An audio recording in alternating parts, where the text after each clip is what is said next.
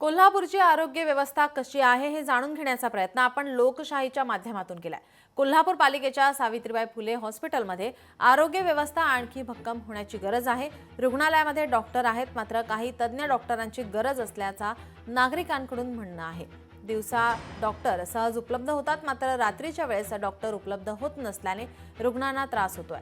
तर दुसरीकडे आत्ताची इमारत ही जुनी झाल्यानंतर नवीन इमारतीची गरज असल्याचं आता समोर येत आहे। याचाच आढावा घेतलाय आमचे प्रतिनिधी सतेज औंधकर यांनी।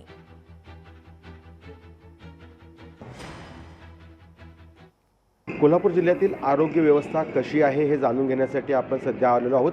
कोल्हापूर महानगरपालिकेच्या सावित्रीबाई फुले रुग्णालयामध्ये काही नागरिक आहेत, त्यांच्याकडून आपण जाणून घेऊया।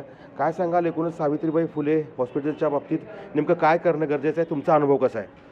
सावित्रीबाई फुले हॉस्पिटल ही प्रसूती विभाग जो आहे तो साधारणतः 70 वर्ष जुनी ही इमारत आहे आणि ही इमारत आता जर्जर झालेली आहे आणि ही इमारत बदलणे, नवीन करणे अत्यंत आवश्यक आहे। शिवाय इथले ठोक मानधनावर तज्ज्ञ डॉक्टर नियुक्त करणे गरजेचे आहे, जेणेकरून रात्री इथं डिलिव्हरी होत नाही।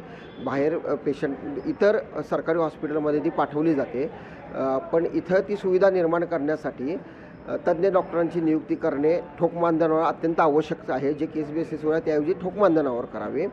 शिवाय इथली जी इमारत आहे त्याचा प्रश्न आता तुमच्यासमोर सगळ्यांच्याच आलेला आहे आणि औषधं वेळेवर पुरवणं गरजेचं आहे। ह्या सगळ्या गोष्टींसाठी औषधाचा तुटवडा आहे। बऱ्याच नागरिकांची अशी तक्रार असते की आम्हाला बाहेर औषधं आणायला द्यायला लागते, पण ही औषधं इथं मोफत दिली जातात, ती त्यांना मिळावीत। आणि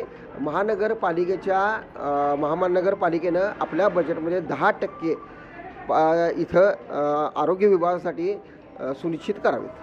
तज्ज्ञ डॉक्टरांची या ठिकाणी नियुक्ती व्हावी अशी मागणी देखील कोल्हापुरातील नागरिकांनी या ठिकाणी करताना आपल्याला दिसून येत आहेत। सतेज औंधकर, लोकशाही मराठी, कोल्हापूर। लोकशाही मराठी, ऐका, पहा, जागरूक रहा।